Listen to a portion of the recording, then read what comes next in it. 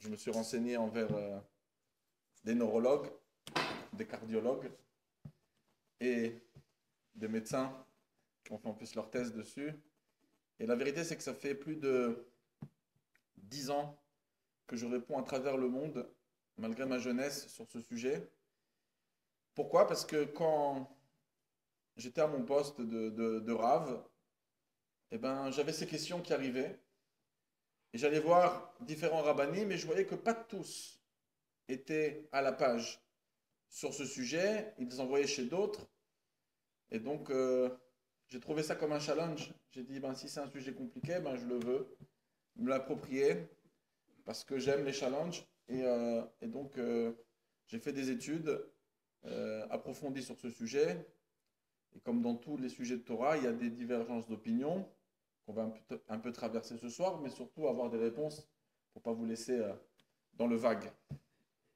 Alors, premièrement, je voudrais d'abord commencer à dire que notre Torah, elle commence par la création du monde. Akadosh Baruch Hu donne la vie. C'est la première chose importante que la Torah trouve à nous raconter. Elle pourrait commencer à nous raconter les lois que Dieu veut transmettre à l'homme, non. D'abord, le ciel, la terre, la vie, l'eau, les animaux, les êtres humains. C'est la première chose qui est importante, c'est la vie. Bereshit bara. Au début, il a créé. Le Baal Shem Tov dit Bereshit bara. Bara, c'est bien du terme briout. Au début, c'est la santé. Parce que sans la santé, on peut ni étudier, ni faire la volonté divine. Si le corps n'est pas comme il faut, alors rien n'avance. On n'a pas la tête pour réfléchir, on n'a pas la force d'accomplir ses ordres. Donc, Bereshit bara. La première chose, c'est la santé. Et si on a un petit doute, vous savez, le Talmud nous dit dans le traité Brachot, page 12, Akol oler achar achitum. Tout va d'après la finalité des choses. Comme dans un film, très souvent, ce qu'on va garder, c'est la fin, le Tehan. On va voir ce qui se passe. Alors, le tome 1 de Bereshit, il se termine par Vayechi, la vie.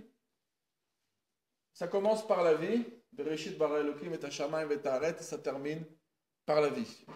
Donc avant de parler des mitzvot qui appartient au deuxième tome qui est le Chumash Shemot, la première chose c'est la vie.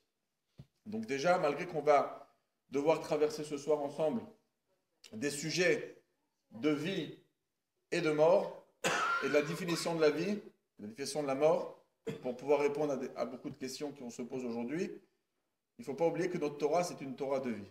Torah Traim, va Tresed. Donc, même si les sujets nous font un petit peu peur, au contraire, les sages, lorsqu'ils voyaient les personnes qui avaient peur d'étudier les lois de deuil, par exemple, qui concernent la mort, eh ben, il y avait beaucoup de personnes qui ne voulaient pas étudier ces sujets parce que ça met un peu d'angoisse.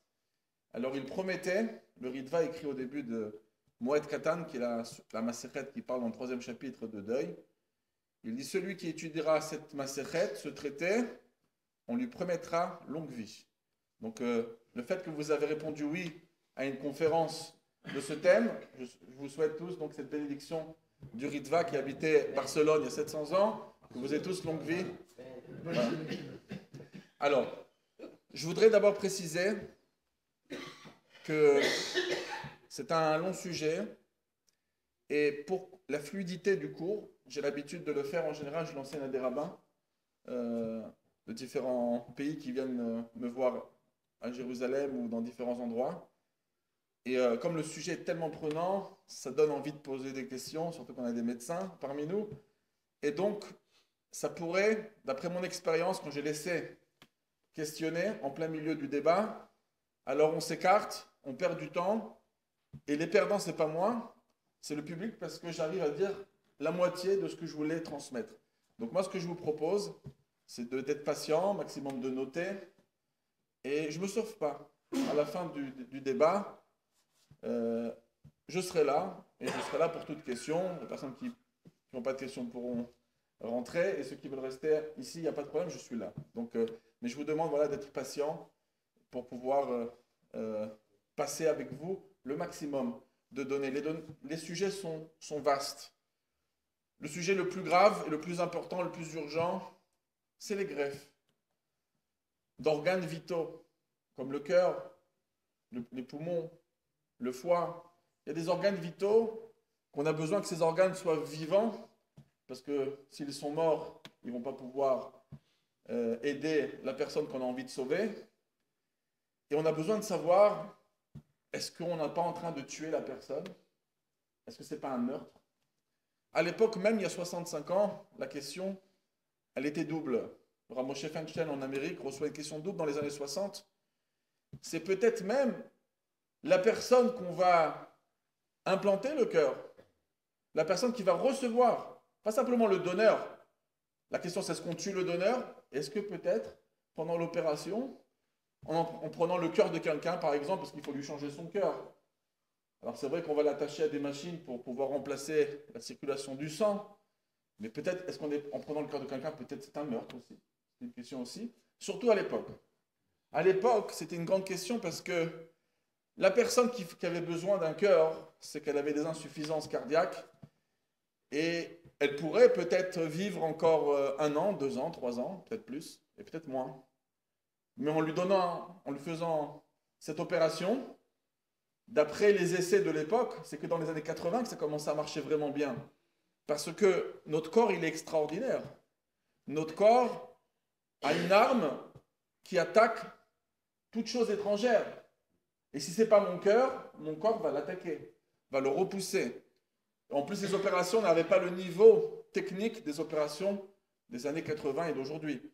Donc ces deux défauts, le manque de professionnalisme sur l'opération, plus le corps d'un homme qui rejetait, alors lorsque les médicaments ont été inventés que plus tard pour pouvoir accepter, ne pas rejeter le corps étranger, donc c'était un petit peu, on était en train de tuer peut-être la personne, parce qu'elle aurait pu tenir 2 ans, et ceux-là, ils ont tenu quelques heures, des fois quelques jours, 18 jours, des fois, mais pas 50 jours, ça ne marchait pas. C'était des échecs sur échecs.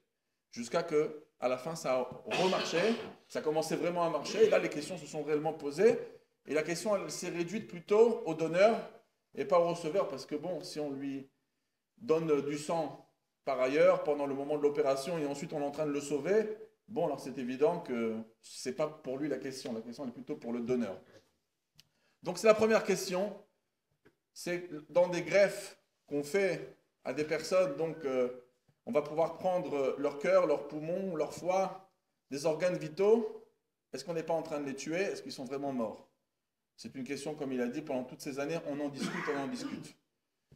Et malheureusement, ceux qui ne maîtrisent pas, et je ne parle pas simplement de la médecine, je parle des rabbins. Si un rabbin n'est pas compétent sur la définition de la mort, eh ben, on peut faire des catastrophes, parce que il y a une mort, il y a différents niveaux de coma. Il y a le coma dépassé, il y a la mort cérébrale, il y a le grand cerveau, le petit cerveau, le tronc cérébral. Et très souvent, on peut s'en mêler les pattes et pas faire de différence. Et si on va demander à quelqu'un, il va dire ça fait 5 ans que la personne est attachée, etc. Est-ce qu'on peut la débrancher? Eh bien, des fois, on va prendre des écrits qui sont marqués sur la mort cérébrale et on va la mettre sur une mort clinique qui n'a rien à voir, ou une mort végétative. Lorsqu'une personne elle est tenue avec des appareils, des fois simplement ça les aide un petit peu. Donc il ne faut pas s'en mêler pas, on va essayer ensemble d'avoir plus clair et surtout de pouvoir trancher bien sûr les conclusions parce qu'ils sont intéressantes. Est-ce qu'on fait un meurtre? Est-ce qu'on a le droit de le faire? Est-ce qu'on a le droit de recevoir? Parce que est-ce que moi j'ai le droit d'être directement actif dans un meurtre? Quand c'est la date de la mort de quelqu'un, vous savez, dans le judaïsme, on a toujours besoin de savoir quand c'est que la personne est morte, parce qu'on va fixer les dates, pas selon le jour de l'enterrement, mais plutôt le yortzak, le jour de l'année, c'est le jour de la mort. Alors quelqu'un, il est mort, on va dire, d'une manière cérébrale, mais les machines continuent à le maintenir pendant 1 semaine ou 2, c'est quelle date qu'il faut monter au tombeau? Ce sont des questions importantes sur les greffes. Il y a des questions d'une importance un peu moins que la vie et la mort, mais qui est aussi très importante. Des fois, des personnes, il peut être à l'hôpital. On a une personne qui a besoin urgemment d'un rein.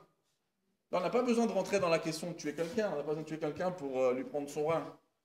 Mais la grande question, c'est est-ce que si un docteur vient me voir, vous savez, on n'a pas le temps, ça s'est énormément dégradé, et on a besoin immédiatement de quelque chose, et vous êtes la seule personne qu'on a sous la main pour sauver la personne.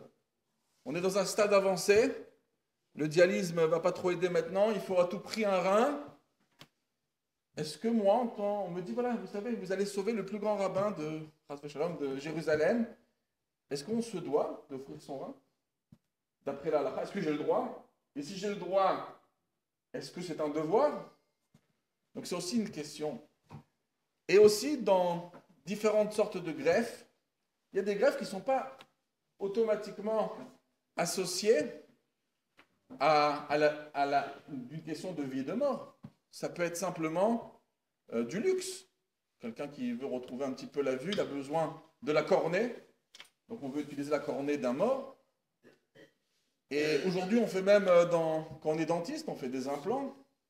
Il y a des implants à base animale, végétale, il y a des implants qui peuvent venir à base de corps humain, mort. Et est-ce que dans la halakha, on a le droit de profiter, il y a un interdit de profiter d'un corps d'un mort, même de ses cheveux? Et est-ce qu'on a le droit d'abîmer un corps de quelqu'un, un cadavre, on essaie de le nettoyer, on le met propre dans sa tombe? Est-ce qu'on peut commencer à lui prendre quelque chose de son cœur, de son corps, etc. On va lui récupérer sa peau. Quelqu'un il s'est brûlé, bon, il faut savoir que dans la médecine, la peau, ça peut être aussi des choses de vie et de mort. C'est pas simplement, il y a des brûlures qui sont superficielles, mais il y a des brûlures très importantes de grosses parties du corps. Le corps, il n'est pas protégé sans sa peau, et des fois, on a besoin de peau de quelqu'un. Donc là, on parle de vie et de mort, c'est déjà plus facile de profiter d'un mort qu'on va voir. Donc ce sont beaucoup de questions. Et mon but, c'est de vous faire participer pas à la médecine, parce qu'on est obligé de passer par la médecine un petit peu, mais moi, ce que je vais vous apporter ce soir, c'est la vision de la Torah. Alors, commençons notre voyage à travers la Torah pour arriver à ces conclusions. Alors, premièrement, il faut construire un petit peu un édifice pour avoir des bases importantes. La première chose, on appelle ça dans la Torah la Kedushat HaChaim, la sainteté de la vie, l'importance de la vie. Dans la Mishnah, dans le Talmud, Masechet Yoma, page 83, il est marqué, à l'époque ça arrivait souvent parce que les constructions n'étaient pas du niveau, imaginez-vous il y a 2000 ans en arrière, ça arrivait souvent, ces accidents de maisons qui s'écroulent. Un édifice, vous êtes en plein pont, boum. Aujourd'hui, quand quelqu'un il va faire un pont, il va faire une maison, il est vérifié par l'État, et il va aller en prison énormément d'années s'il s'est passé une catastrophe. Donc aujourd'hui, ce n'est pas l'anarchie d'il y a 2000 ans en arrière. Donc on avait beaucoup d'accidents, ce qu'on appelait une mappolette. Quelqu'un il est dans sa maison, d'un seul coup, le toit lui tombe dessus, il se retrouve en dessous. On est en plein Shabbat. Shabbat, ce sont des lois très très graves, on ne peut pas transgresser Shabbat. Mais il y a quelqu'un en dessous. Il faut commencer. Donc la Mishnah nous dit, s'il est vivant, on peut transgresser Shabbat. Alors ça c'est la Mishnah, elle dit ça dans la page 83 de Yoma. La page 85, la Gemara pose la question, Pshita, mais c'est évident, c'est quoi la question?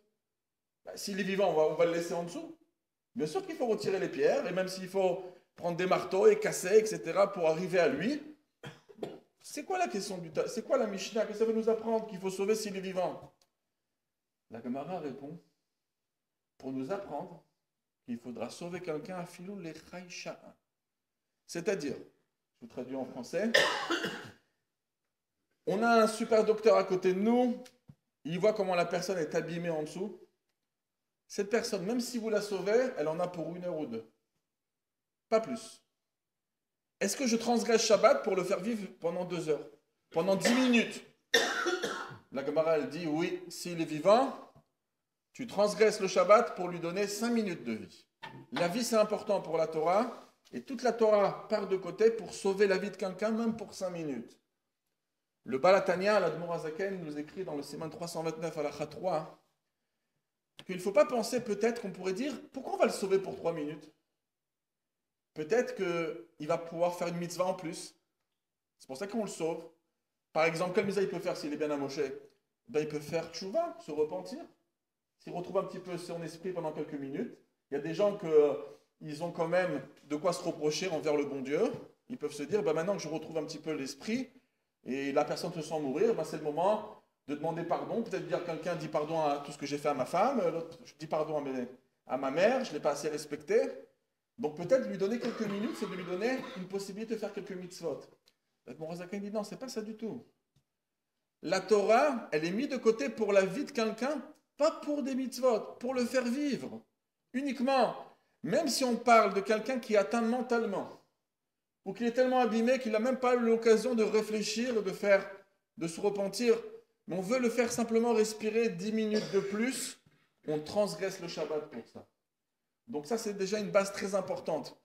Dans la vision de la Torah, tout est mis de côté pour la vie de quelqu'un, pour respirer. Le Chafetz Chaim, dans le Siman 329, dans le Biur Halacha, il écrit, même qu'il est malade, même qu'il n'y a aucune chance de faire la moindre des mitzvot, comme j'ai dit, il faut la sauver pour quelques minutes. Plus que ça, il y a une autre Halacha qui est appris dans une autre Mishnah. Dans le traité Shabbat, page 151b, la Mishnah nous dit qu'il y avait une définition de personnes qui s'appellent Gosses. Gosses, ça veut dire quelqu'un qui est mourant. Aujourd'hui, on a des difficultés au niveau de l'halakha de vraiment définir mourant, mais ça veut dire que c'est une personne que si on va à peine la toucher, on risque de la tuer, et de toute façon, il n'y a rien à faire. Si on peut la sauver, ben c'est sûr qu'il faut la toucher et la sauver. Mais si c'est une personne qu'on ne peut rien faire, au contraire, de la toucher, ça peut le tuer. Il est en train d'émettre ses derniers souffles. Alors, ce qu'on appelle un gossès, la Mishnah nous dit, il faut faire attention de ne pas le toucher, de peur que tu vas le tuer une minute avant qu'il doit mourir. Et c'est apporté comme ça dans le Shulchan Aruch, il y aurait dit à Siman 339, halakha 1. De toucher un gossès, c'est un meurtre. Le Maïmonite, imaginez-vous de quoi on parle. On parle d'une personne que sa mort est imminente. Elle doit mourir dans les minutes qui suivent. Une mort imminente. Et le fait de le toucher, c'est peut-être qu'on va le tuer. Et si, chas v'shalom, je tue la personne qui était mourante et qui avait plus qu'une minute pour vivre, je suis passible je suis meurtrier. Et le Rambam, le Maïmonide, écrit dans les lois de Rotseach, dans les lois de meurtre, dans le 2e chapitre, quelque chose d'étonnant, mais c'est comme ça l'halakha. Quelqu'un qui tue un mourant, c'est-à-dire qu'il lui retire une minute de vie, on le tue.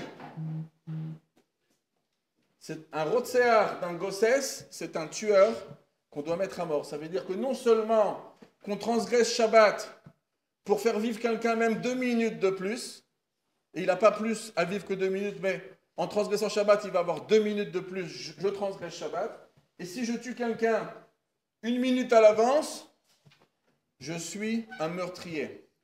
Par contre, il y a une halakha qu'on va mettre de côté pour plus tard. C'est que quelqu'un qui est gossès, qui est mourant, et donc la Mishnah nous dit, ne le touche même pas parce que tu vas le tuer. Elle nous dit, mais est-ce que je peux, par exemple, faire en sorte de le laisser mourir plus vite sans le toucher? Alors, peut-être la médecine elle a son mot à dire dessus, mais au niveau de l'halakha, mais j'en suis sûr que si la Torah nous le dit, c'est que ça doit être confirmé aussi par les docteurs, c'est qu'une personne qui est mourante et qu'elle a quelques secondes pour mourir, vous savez qu'il y a beaucoup de personnes qui allaient rendre leur âme, et le fait qu'on leur a dit, il y a ta fille qui prend le train de Marseille, elle vient, la personne a tenu jusqu'à que sa fille est venue l'embrasser et elle est partie. Ça veut dire que la volonté de quelqu'un peut tenir quelqu'un encore un petit peu. Eh bien, par exemple, la Gemara nous dit, si quelqu'un est en train de partir, il ne lui reste plus que quelques minutes, et il y a quelqu'un dehors en train de taper avec un marteau, il est en train de construire. Le bruit tient la personne éveillée et la personne ne se laisse pas partir. Mais on voit que la personne, elle en a pour quelques secondes. Est-ce que j'ai le droit de dire à la personne qui tape, arrête de taper, laisse-la partir? La halakha nous permet. Alors, on parle, attention, une personne que je peux sauver même 5 minutes de plus, quand il n'est pas encore mourant, je transgresse même le Shabbat pour le faire. Mais une personne qui est considérée comme, ça y est, c'est parce que gossesse un petit peu, aujourd'hui c'est difficile. La camarade dit c'est le moment où là, les poumons se dégonflent un petit peu, il y a une sorte comment on dit, qui monte un petit peu dans la gorge. Mais en tout cas, la Gemara elle appelle ça trilat mita, le début de la mort. Alors cette personne-là, on n'a pas le droit d'être actif, bien sûr, de le tuer. Si je le tue, je suis un tueur et on pouvait me tuer pour ça, pour les quelques secondes que je lui ai pris. Mais par contre, d'arrêter, on appelle ça dans la halakha, asarat amonea. Il y a quelque chose qui entraîne de le tenir en vie, moi je veux simplement arrêter la chose qui entraîne. Il y a plus que ça dans la halakha, si on voit quelqu'un qui souffre énormément, est-ce qu'on a le droit de demander à Hachem, prends-le? On prie. Eh ben, c'est exactement ça que l'Agmara nous raconte avec Rabbi Yehuda Hanassi lorsqu'il était malade dans la page 104 de Masechet Ketubot. Au début, ils ont dit Hachem fait que le bas gagne parce que le haut voulait l'âme de Rabbi Yehuda Hanassi et le bas voulait, les élèves voulaient garder leur maître. Il disait Hachem fait que les tartonim y gavro à la elyonim. Mais après, quand ils l'ont vu tellement souffrir, ils ont dit faites que le haut y gagne et laissez-le partir en paix. Pourquoi? Parce qu'on n'est pas actif. Simplement, on est à l'extérieur. Donc si on n'est pas actif et une personne est en train de mourir et on souffre tellement, alors ça c'est une base qu'on va reprendre parce que ça va peut-être jouer un rôle par rapport à débrancher quelqu'un. Est-ce que quand je débranche quelqu'un, ça veut dire qu'une manière active je la tue ou ça veut dire que j'arrête la personne à l'extérieur? Donc on verra sur la comparaison à la suite. Donc c'est le deuxième point important. On transgresse Shabbat pour donner encore quelques minutes de vie à quelqu'un. Et si je tue quelqu'un qui est mourant, d'une manière active, je suis un tueur. Donc, c'est pour ça que c'est très important pour les questions qu'on va justement débattre en premier, qui sont donc les greffes. Et donc, c'est très important de savoir, on va commencer un petit peu au niveau du Talmud, la fameuse Mishnah que je vous ai mentionnée dans la page 83 de Yoma 85, par rapport justement à ces pierres qui sont tombées et une personne allait sous les décombres. Alors là-bas, c'est marqué, ok, on transgresse Shabbat, on commence à retirer les pierres pour arriver au corps. En plus, dans l'armée israélienne, vous savez que le Pikoud Aref est très très fort là-dedans. Ils les envoient toujours quand il y a des tremblements de terre. Les Israéliens sont les premiers à partir dans le monde entier pour apporter leur aide, parce qu'il faut savoir, parce que en essayant d'arriver à quelqu'un, on peut le tuer. Donc, et on peut tuer et la personne qui est en train d'aider peut mourir aussi, parce qu'il faut savoir où mettre les pieds. Donc, concrètement, la Mishnah nous parle, elle nous dit, si j'arrive au corps, je suis en train de chercher les personnes, j'entends la vie en dessous, et je trouve le corps, j'arrive au niveau des pectoraux, au niveau du ventre, et je mets les mains, je sens rien, je sens pas que ça bouge, je sens pas le pouls, je sens pas le cœur qui bat. Alors la Mishnah elle dit continue. Dévoile la figure. Regarde, à l'époque on vérifiait, on prenait une petite plume, on mettait pour voir s'il y avait une respiration. Il faut aller voir la respiration. Et Rachid nous dit, pourquoi il faut aller voir la respiration si je ne vois pas que le cœur bat? Alors il dit un mot intéressant, ça va être le seul, parce que l'Europe ne va pas dire ça là-bas. Rachid va nous dire, qui était français, il habitait Troyes, il dit, peut-être que tu ne remarques pas que le cœur il bat encore. C'est pas évident. Donc, monte plus haut pour voir s'il respire. Mais d'après Rachid, ça veut dire que le cœur, il a un rôle important dans la vie de quelqu'un. Mais simplement, je ne m'arrête pas ici parce que peut-être ce n'est pas une preuve. Peut-être pour Rachid, le cœur, s'il est mort, la personne est morte. Mais peut-être que le cœur bat encore. Donc, regarde plus haut pour voir s'il n'y a pas de respiration, parce que peut-être l'onika, ça c'est le terme de Rachid.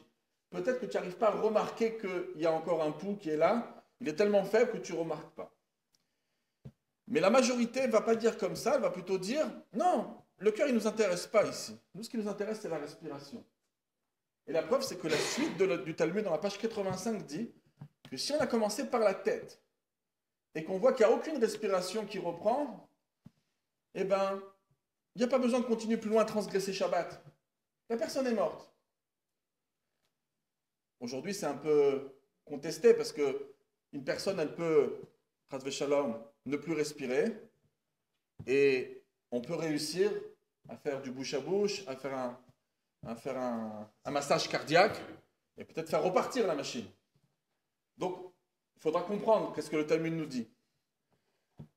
Et à travers les générations, ce n'était pas simplement les talmudistes et les commentaires du Talmud qui se sont posé la question qu'est-ce que définit la mort? C'est que la médecine, dans toutes les générations, se sont cassés la tête. Alors c'est vrai qu'ils étaient arrivés à une conclusion qu'on voit qu'il n'y a plus, bon, on n'avait pas les systèmes aujourd'hui pour vérifier s'il y a quelque chose qui bouge encore dans la tête. On n'avait pas l'électroencéphalogramme, on n'avait pas les appareils pour vérifier le cœur. Donc, mais en tout cas, c'était assez clair dans le monde, c'était que si la personne ne respire pas, que son cœur ne bat pas, c'était bon, on pouvait le mettre dans le cercueil. Mais très souvent, ce n'est pas simplement dans nos écrits, mais même dans les écrits de la médecine, il y avait des polémies sur ces sujets. On a des écrits du Khatam Sofer, qui était un rabbin en Hongrie, il y a plus de 180-200 ans. On lui pose la question, pourquoi? Parce que ce qui s'était passé, c'est que ça arrivait très souvent que les docteurs de cette époque déclaraient la personne morte, et la personne se réveillait dans le tombeau, avant même d'être enterrée, et des fois même, on entendait des bruits en dessous, on arrivait trop tard, mais on avait vu que la personne avait essayé de casser, elle avait ses ongles déchirés, d'avoir essayé de sortir, à tel point que en Russie et en Pologne, on a des écrits donc au Khatam Sofer, que le gouvernement en avait marre que les docteurs se trompaient, et ils avaient décrété d'attendre 3 jours avant d'enterrer quelqu'un, jusqu'à qu'on voit que sur son corps qu'il y a des taches de la mort, etc., les ongles qui foncent, et des choses comme ça, pour pouvoir enterrer quelqu'un, parce que j'en avais marre de ces erreurs. Et à tel point que il y avait aussi une autre chita qui avait été inventée en Pologne, qui était, on rentre quelqu'un dans un cercueil, parce que c'est pas joli, même d'après la religion, de tarder à enterrer quelqu'un, il faut que son âme repose en paix, comme on dit. Et donc, qu'est-ce qu'on faisait? On mettait dans la tombe un tube qui sortait de la terre pour pouvoir avoir de l'air. On prenait une cloche au-dessus du tombeau. Il y avait une corde à la cloche qui rentrait dans le tombeau, attachée à sa main. Et souvent, ça arrivait que ça sonnait. Et il faut savoir qu'il y a un terme utilisé aujourd'hui en France, et aux États-Unis et en Israël. Quand les élèves, des fois, le professeur les engueule, et à ce coup, il y a un son qui sonne. Sauvé par la cloche. Sauvé par la cloche, ça a été une expression prise de cette époque-là. Il y avait des gens qui étaient sauvés par la cloche et on les sortait de son tombeau. Et c'est aujourd'hui, c'est la source de cette expression. Donc le Khatam Sofer, dans Yoredea, la partie 338, on lui pose la question, quelqu'un qui s'appelait Mendelssohn, lui pose la question, lui dit Rav, est-ce qu'on ne doit pas attendre 3 jours avant d'enterrer? Et il s'est opposé, il fait non, si on voit qu'il ne respire pas, que le cœur ne bat pas, bon, il y a des histoires qui se passent rarement que les gens se lèvent, mais en principe, les gens sont morts, et ben on les enterre. Jusqu'à aujourd'hui, il y en a qui ont peur de ça. Il y a beaucoup de religions, que ce soit au Japon, en Chine, ils prennent le vieillard, la personne morte, ils la laissent 2-3 jours sur son lit, et c'est qu'après qu'ils enterrent, pour être sûr qu'il ne va pas se réveiller. Et beaucoup d'histoires racontent jusqu'à aujourd'hui que des femmes, ils se sont levées, on les a retrouvées dans leur cuisine en train de cuisiner, etc. Donc, concrètement, ce sujet a toujours été un sujet débattu et on n'avait pas les appareils qu'on a aujourd'hui. Mais maintenant qu'on a des appareils sophistiqués, c'est là que ça a permis à la médecine d'avancer et de débattre. Alors, pour avoir quelques bases, je ne suis pas médecin bien sûr, mais pour avoir quelques bases pour qu'on soit bien d'accord pour la suite, je vais simplement dire que c'est important de savoir, on a un muscle. Je pense que la personne qui ne croit pas en Dieu, moi j'ai toujours dit, désolé si des fois on en rencontre et si vous avez quelqu'un de la famille qui pourrait être comme ça, pour moi, il faut être vraiment, excusez-moi du terme idiot. Très simplement, on a un cœur qui fait à peine 300 et quelques grammes, qui bat entre 50 à 100 pulsions, c'est savoir si vous courez, si vous êtes en pression, par minute, un muscle qui bat par minute, la personne peut vivre 70 ans, 80 ans, 120 ans, il ne s'arrête pas une seconde. Le sang va à une pression tellement forte que si on pourrait s'imaginer, si on laisserait le cœur envoyer du sang comme ça arriverait à 10 mètres de haut. Donc la puissance du sang qui va, on parle de 5 à 25 litres de sang par minute, selon la pression, selon la course. Donc, et ça ne s'arrête pas, ça veut dire par heure, ça vous fait 400 litres. Imaginez-vous combien de puissance pendant 180 ans, 100 ans, ça n'arrête pas. D'accord. Essayez avec votre moteur, faites-le tourner un peu trop longtemps, vous allez voir. Même qu'il y a des choses qui refroidissent un peu le moteur. C'est une machine incroyable que Dieu il a formée, qui est le cœur.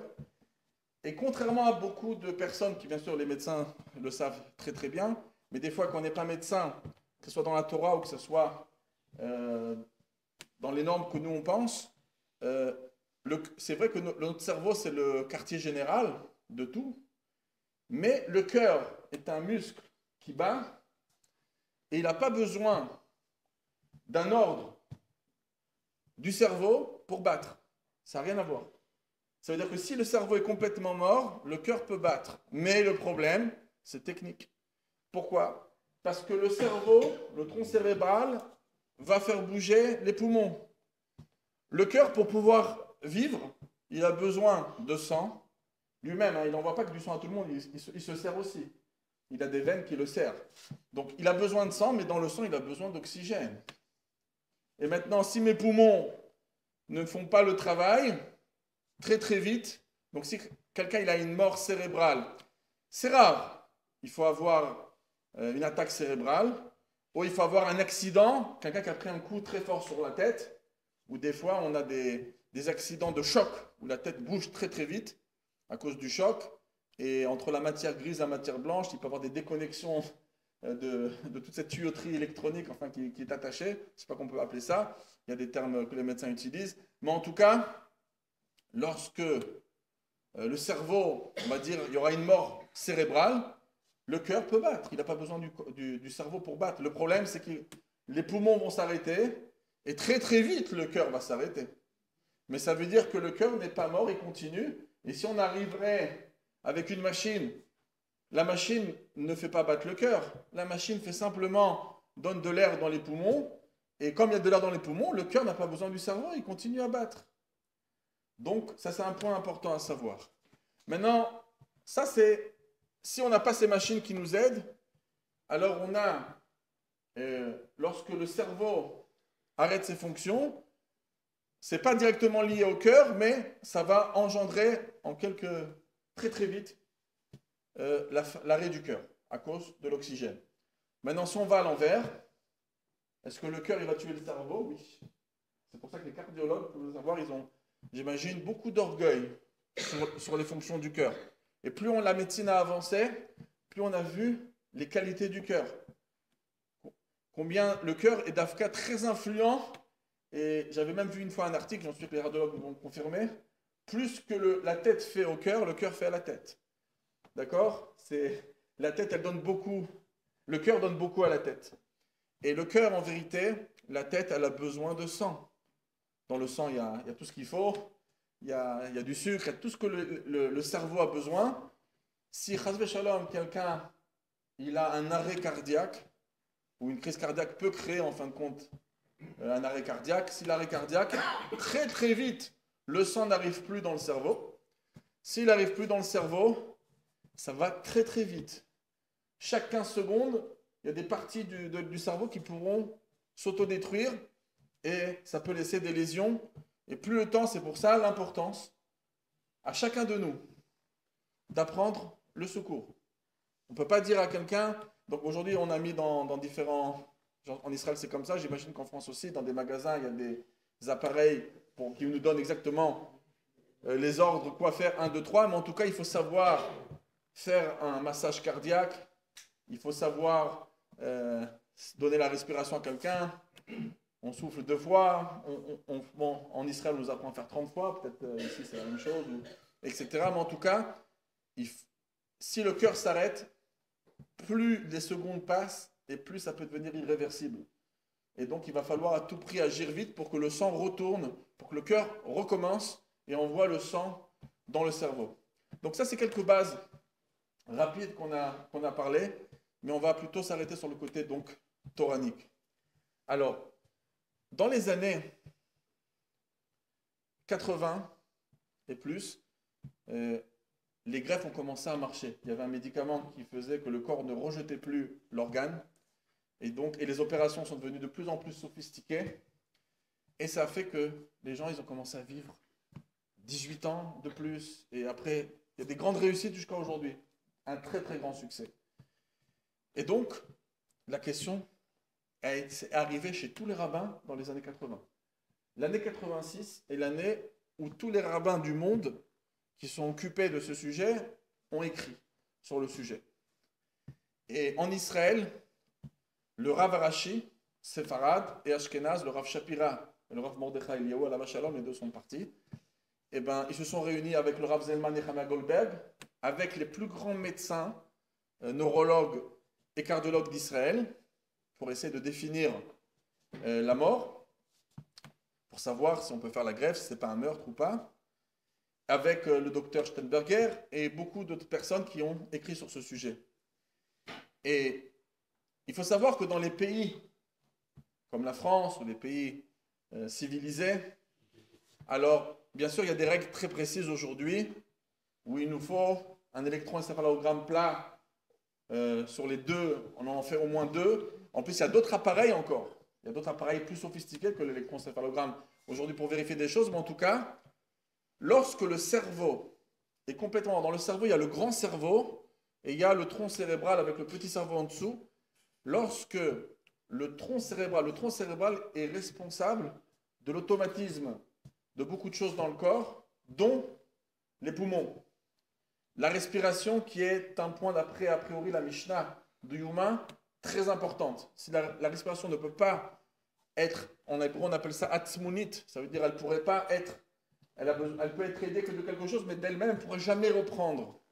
Alors beaucoup, dans la médecine, voient la mort lorsque le cerveau est complètement mort, malgré que la personne peut être attachée à des machines et que le cœur peut tenir.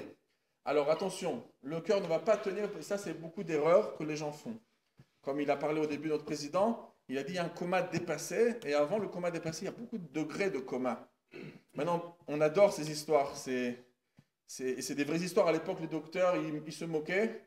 Aujourd'hui, il y a des fondations entières de médecine qui étudient tous ces gens qui nous racontent qu'ils sont sortis de leur corps, qui se sont vus, et plus personne ne prend ça à la légère aujourd'hui.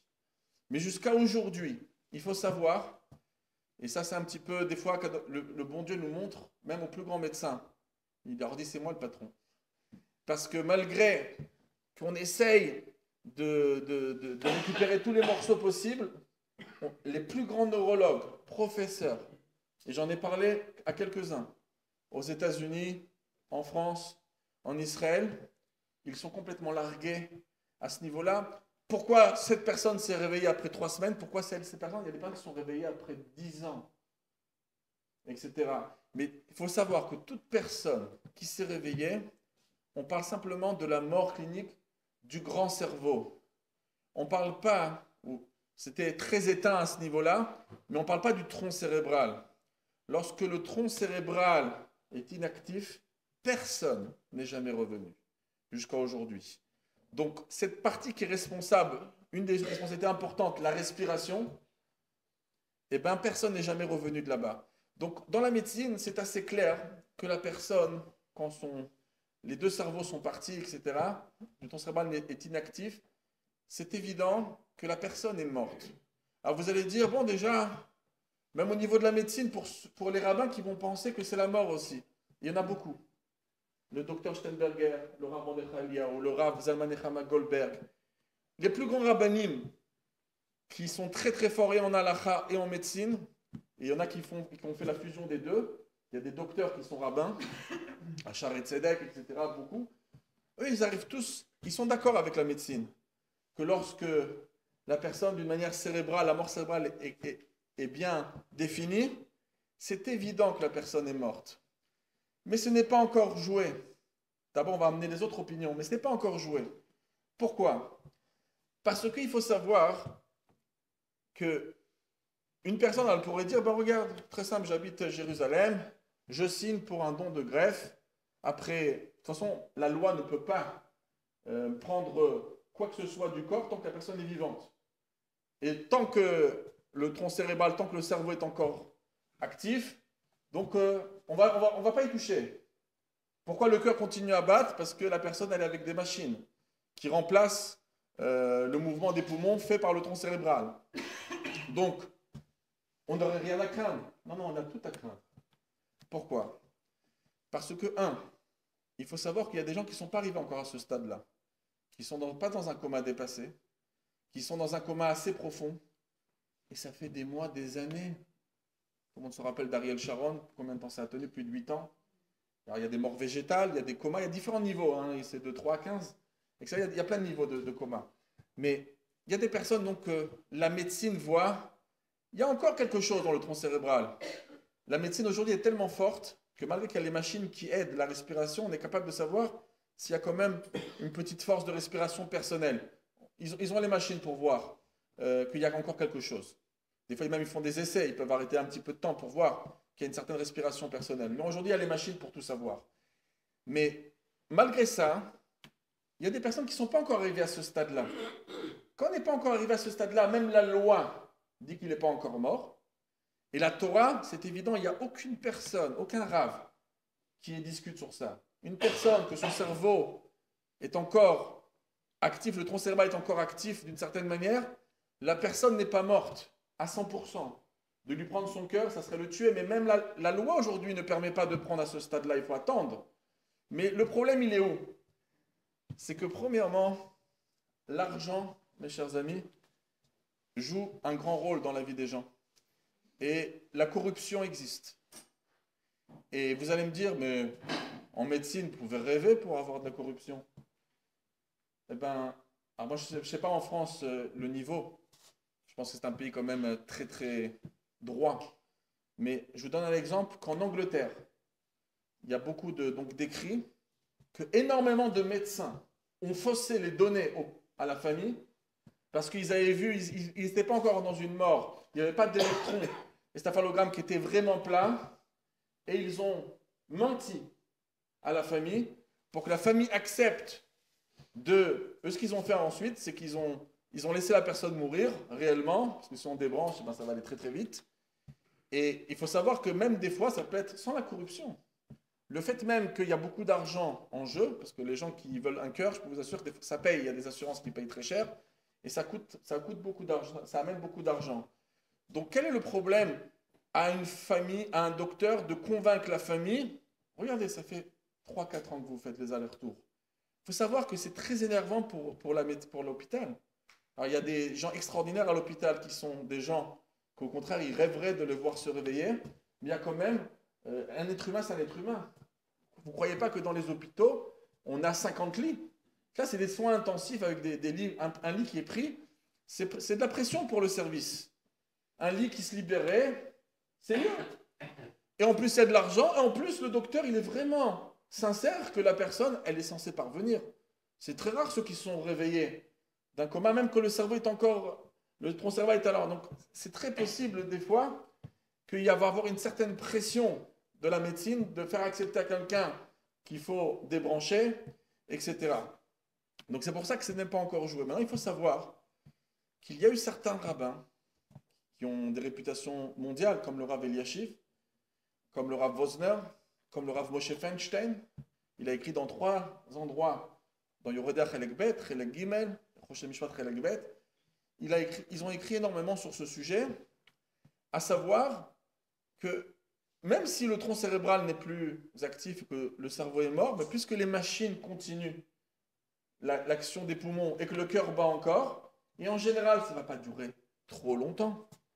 Quelqu'un que son tronc cérébral ne fonctionne plus et qu'il y a une vraie mort cérébrale, il faut savoir qu'il y a quand même...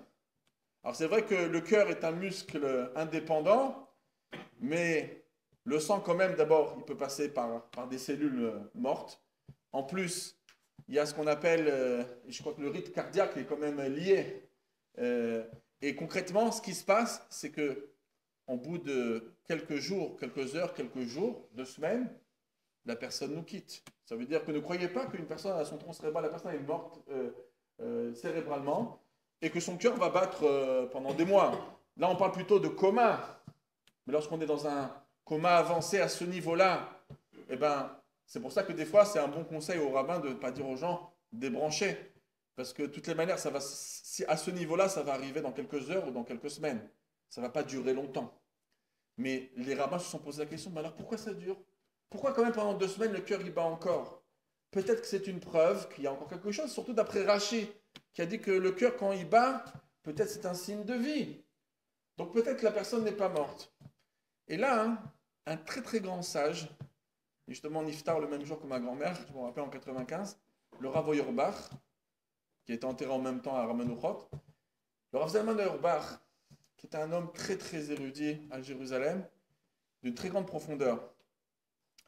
Quand il a entendu les rabbins en 86 dire que la mort cérébrale est appelée la mort d'après l'halakha puisque la personne ne peut plus respirer d'elle-même, du tout. Alors il a posé une question, il a dit « Je veux que vous m'amenez toutes les données que vous avez de personnes qui sont mortes cérébralement et qui ont mis au monde des enfants. » Alors très très vite, l'hôpital a réuni 200 personnes en Israël en quelques années de mort cérébrale où on a réussi à ouvrir le ventre de la femme et sauver les enfants et ils sont en bonne santé. Ah, il dit mais attends, dans le Talmud, Masechet Arachin. Alors c'est vrai que le débat de prendre un enfant, de tuer un enfant, dans le ventre de sa mère, c'est un débat qui demande 1h30 en soi. Et ça part aussi de là-bas, parce que vous savez, quand quelqu'un était mis à mort, c'est rare, hein, quelqu'un qui avait tué quelqu'un était mis à mort. Donc une femme, elle a tué quelqu'un, et il y a 2 témoins. À l'époque, on avait le tribunal rabbinique à Jérusalem, ça n'existe plus aujourd'hui, on ne peut plus mettre personne à mort. Mais une meurtrière, elle pouvait être mise à mort s'il y avait des témoins qu'elle avait tués. Alors, mais elle a un bébé dans le ventre. On la tue avec son bébé ou sans son bébé, etc. On attend de la faire accoucher ou non, peut-être le bébé c'est un membre de sa maman. Pour le moment, tant qu'il n'est pas indépendant, c'est pas plus que sa maman. Donc c'est un débat qui va partir de là-bas, qui est très intéressant, qui peut durer longtemps. Mais nous, ce qu'on va s'arrêter, hein, c'est que le Talmud nous dit qu'en principe, lorsqu'une maman, chas v'shalom, meurt, ses fonctions la lâchent, son cerveau, son cœur, sa respiration, et bien en principe, au niveau du Talmud, hein, ça a pu changer, mais au niveau du Talmud, très souvent, le bébé pourrait mourir avant la maman. Parce que si le bébé est plus faible que la maman, dans tous ses organes et tout ce qu'il a, et donc si la maman a lâché, peut-être l'enfant peut lâcher avant elle. Mais Rachi nous dit que quand même, si quelqu'un Shabbat, on voit quelqu'un qui meurt, une maman qui meurt, chas v'shalom, eh ben, il faut prendre tout de suite un bistouri, lui ouvrir le ventre et de transgresser Shabbat pour sauver peut-être le bébé. Mais pourtant, si la maman est morte, le bébé est mort. Rachi nous dit non. Ça arrive que l'enfant tienne et que la maman est morte. Donc ça arrive rarement. Alors le Rav Auerbach, il a dit, mais une seconde. Vous me dites qu'en général, on arrive à sauver à chaque fois les personnes qui sont mortes d'une manière cérébrale. On a réussi à ouvrir leur ventre et on a sorti des bébés vivants, et pas un, deux, des centaines. Il y a après dans le monde entier des centaines de personnes. Mais si la Gemara nous dit que c'est rare, ça prouve qu'elle est encore vivante. Ça veut dire que quand quelqu'un, son cœur et ses poumons sont animés par des machines, c'est encore vivant parce que ça ne devrait pas arriver aussi fréquemment que ça. Donc voilà une preuve que peut-être la mort du cerveau n'est pas encore appelée la mort, parce que si une maman est morte, chas v'shalom, son bébé devrait mourir aussi, et c'est que rarement, mais là c'est pas rare. Mais Rav Auerbach a dit non, on ne va pas se précipiter, on va faire une expérience. En général, il a demandé à tous les hôpitaux qui ont sauvé ces bébés, ils ont dit, est-ce que quand la personne, donc, chas v'shalom, est morte cérébralement, est-ce que c'est très très vite qu'ils ont sorti les bébés? Ils ont dit oui, hyper rapide. Dès que ça s'est passé, on a appelé tout de suite les chirurgiens et très vite, on a sorti les bébés.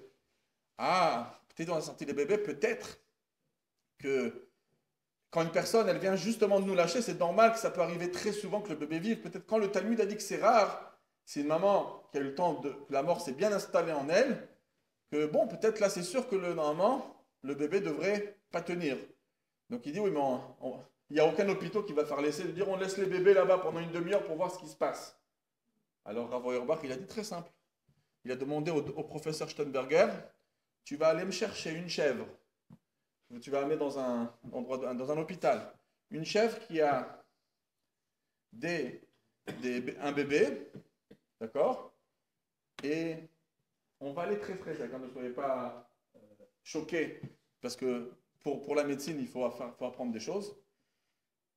Vous allez me couper la tête entièrement de la chèvre. Ils ont demandé au médecin. Pourquoi? La Mishnah, dans Masechet Ohalot, Perek Aleph, Mishnah Vav, la Mishnah, elle dit la chose suivante. Que si quelqu'un, un Kohen, vous savez qu'il n'a pas le droit de se rendre impur, ni devant un homme mort. Si par exemple, il y a un mort dans une salle, si le Kohen rentre dans la salle, le fait qu'il est sous le même toit que le mort, il est impur. La même chose, il y a des animaux, quand ils sont morts, qui peuvent rendre impurs en les touchant. Alors la Gemara, la Mishnah nous pose la question suivante. Un homme a perdu sa tête, ou un animal a perdu sa tête complètement. Coupé. Alors, mais que, vous savez, moi quand j'ai appris la shrita, dans mes fonctions de rabbin, alors je ne le fais pas aujourd'hui, mais on a appris à couper donc, quand on veut tuer une bête pour la manger. Donc lorsqu'on lui coupe la gorge, alors il faut savoir que la bête elle est morte, mais si vous prenez, moi une fois j'ai pris une dinde, elle a couru dans toute la salle. Une vraie course, ça a duré pendant 2 minutes. Boum, boum, boum, ça bouge dans tous les sens, même sans la tête. D'accord? Dans les guillotines en France, c'était un pays qui était professionnel à l'époque, et ben, ils racontent que ça bougeait. Ça bouge. Donc, la Mishnah demande, mais si ça bouge, il y a de la vie. Parce qu'il faut savoir que d'une manière biologique, la vie continue bien après la mort.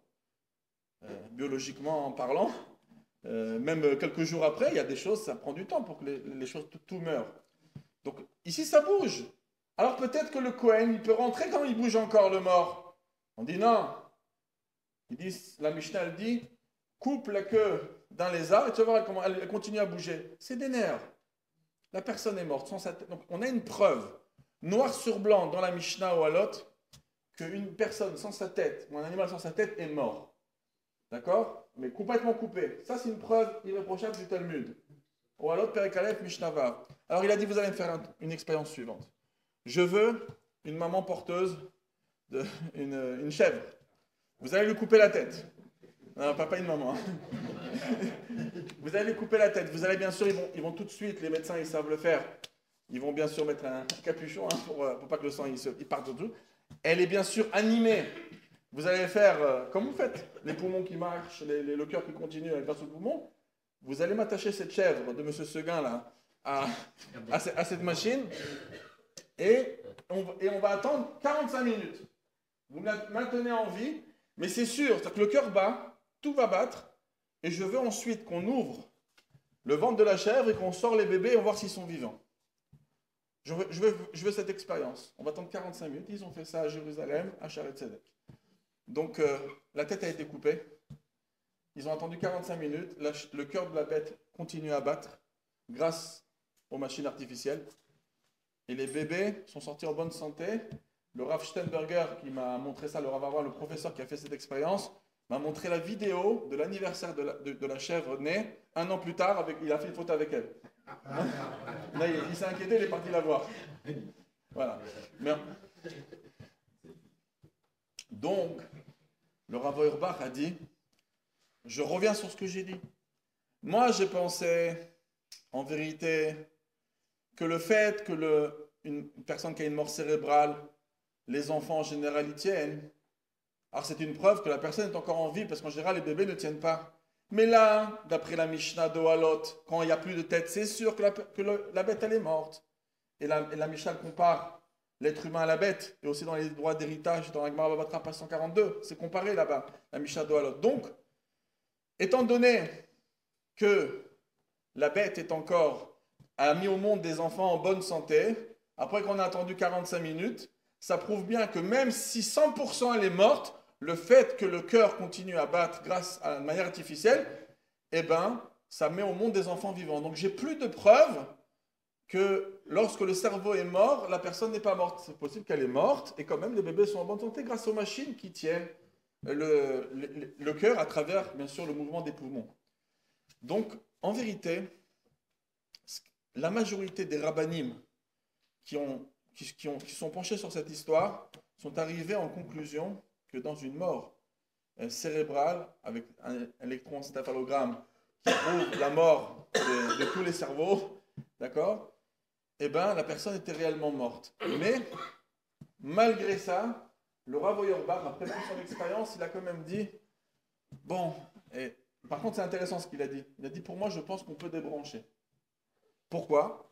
Parce que vous vous rappelez, j'ai dit que le gossesse, il dit, la personne sait où qu'elle est morte, ou peut-être qu'elle est gossesse, qu'elle est mourante. Mais en étant mourant, j'ai le droit d'arrêter la personne de taper au marteau. Donc, j'ai le droit de débrancher. Certains rabbins n'ont pas été d'accord, ils ont dit, attends, mais là, on est une personne, elle est à 5 mètres de la personne, elle est en train de taper sur un marteau, avec son marteau. Là, il y a quand même de l'air dans ses poumons, tu viens, tu éteins la machine, le poumon il descend, etc. C'est presque tu le touches. Donc peut-être c'est un meurtre. Donc, il y a aujourd'hui 3 sortes de rabbanim, 3 opinions différentes. Une, celle du Rav Mordechai Eliyahu, du Rav Zalman Echad Goldberg, tous les rabbins, docteurs, c'est-à-dire qui sont en même temps rabbins et docteurs, sont de cette opinion, que la mort cérébrale est vraiment la mort. Donc le docteur Alperin aussi, de Beit Vagan, j'ai pas vu un seul rabbin docteur qui n'était pas d'accord avec ça. Par contre, des rabbins qui ne sont pas du tout docteurs comme le Rav Eliashiv, le Rav Wosner, eux, ils ont dit, on a peur que comme le cœur bat encore, que dans une semaine ou deux, ça va s'arrêter, peut-être que c'est un meurtre. D'accord? Donc aujourd'hui, comme ces 2 rabbins sont très influents dans le mouvement ultra-religieux, orthodoxe, donc les gens ont peur et de débrancher, parce qu'ils ne pensent pas comme le Rav Auerbach, et ils ont peur de signer sur une greffe, même en Israël, pour sauver des gens. Pourquoi? Parce que peut-être que c'est un meurtre. Mais en tout cas, la personne qui se reposera sur les autres rabbinim, qui pense que la personne est complètement morte, et c'est pour sauver quelqu'un, ils ont largement sur qui se reposer. C'est pour ça qu'en Israël, de plus en plus, il y a 2 sortes de cartes, c'est ce qu'on appelle la Haïdi et la Levavi, etc., que des gens signent pour offrir des organes. Mais, malgré qu'il y a beaucoup de rabbinim qui pensent qu'on a le droit de le faire, c'est pas évident d'en décider comme ça à l'avance. En France, par exemple, c'est le contraire. C'est que si on ne se manifeste pas, on ne conteste pas directement, on pourrait nous prendre les organes. Il faut signer pour être contre, ce que j'ai entendu. Donc, beaucoup de rabbins sont d'accord de ne pas signer à cause que, premièrement, on a quand même certains rabbins qui pensent que c'est quand même un meurtre, parce que le cœur bat encore. Malgré qu'ils n'ont pas de vraies preuves fortes, parce que la respiration n'est plus là, ne pourra plus jamais revenir. Et deuxièmement, à cause que ça peut entraîner des décisions, des fois de la médecine, de peut-être tromper ou de forcer aux personnes de débrancher lorsque la personne n'est pas dans un coma dépassé, mais dans une étape avant, mais parce que ça fait quand même des mois et des années que ça traîne et que la personne en plus elle est vieille et qu'il n'y a pas trop d'espoir et qu'il y a pratiquement un espoir nul. C'est parce qu'on a entendu des histoires de gens qui sont revenus après des années que ça arrive souvent, c'est très très rare.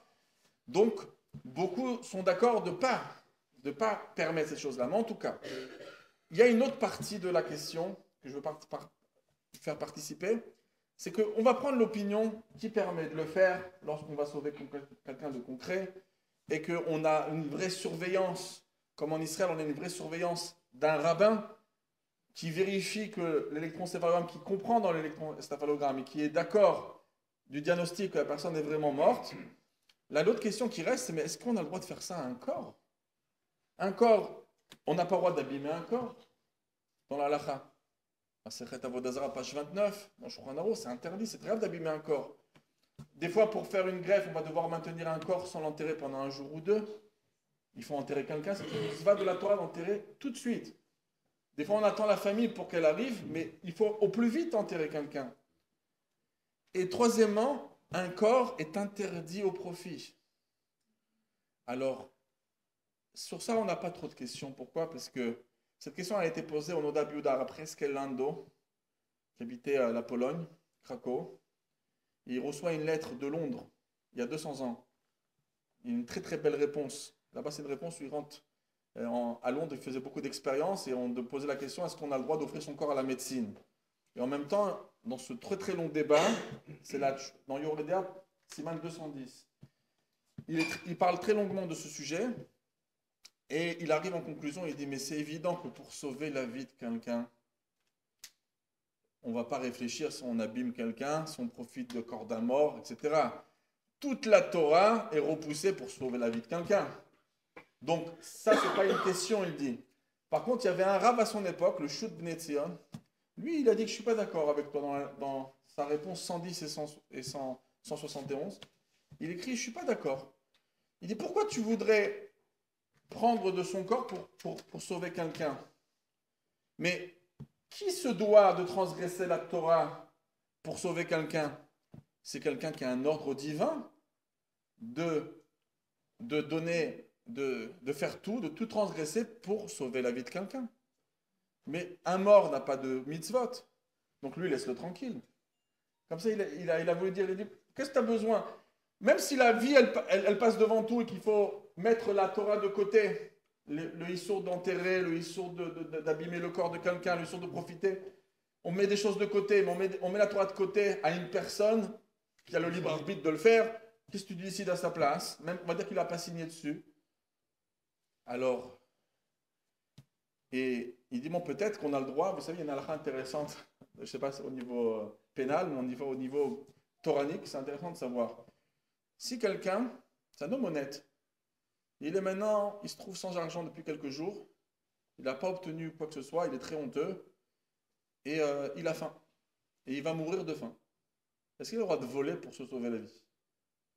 Alors dans Baba Kama, page 60, et le Shprano Rioda, c'est 359, ils disent qu'on a le droit de voler pour sauver sa vie. Mais à une condition, c'est que tu voles, que le jour où tu pourras avoir de l'argent, tu vas le rembourser. Tu ne voles pas pour te sauver la vie comme ça. C'est avec intention de rembourser. Bon, alors il dit, ici, quand tu vas lui prendre une partie de son corps, c'est pas pour le rembourser. Spécialement, peut-être c'est qu'on a pour le droit de le faire. Mais en tout cas, cette opinion, elle a été rejetée. Et tout le monde est d'accord, tous les rabbins aujourd'hui sont d'accord avec le Noda Biuda, le Khatam Sofer dans le Siman 336, le Maram Shik, le Siman 70, son élève. Tout le monde était d'accord que quand une personne elle est morte, tous les interdits de prendre, de profiter d'un mort, de l'abîmer son corps, de ne pas l'enterrer pour protéger quelqu'un, la vie elle passe avant tout. Donc ça c'est conclu, ça c'est clair. Maintenant, il y en a même, le Rav Ovadia Yosef a trouvé un chacham français qui a vécu il y a 500 ans, Rav Yosef, le mari, Rav Yosef de Cologne.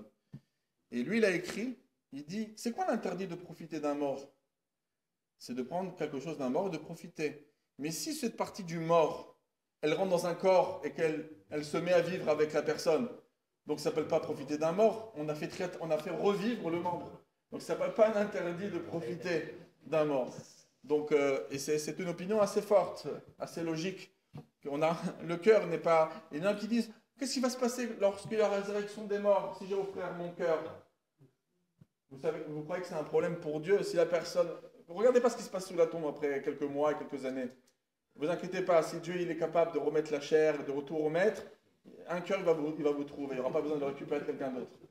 Donc ça c'est pas le problème de don d'organes qu'on doit s'inquiéter de triatamétim, qu'est-ce qui va se passer ensuite. Maintenant l'autre question qui est moins grave, c'est...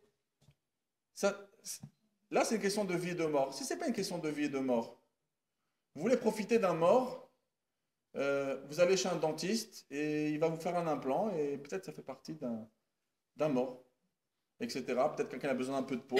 Partie d'un mort. Là, ce n'est pas pour la vie et la mort. La cornée d'un mort, c'est pas une question de vie et de mort. Et donc, peut-être, est-ce que j'ai le droit de profiter ou pas? Là, la réponse que le Noda Biuda avait répondu à Londres, que pour la vie et la mort, la Torah va de côté, et là, ce n'est pas une question de vie et de mort. Alors, la question, elle se pose dans la halakha, et je veux que personne ne se vexe, bien sûr, il y a une discussion.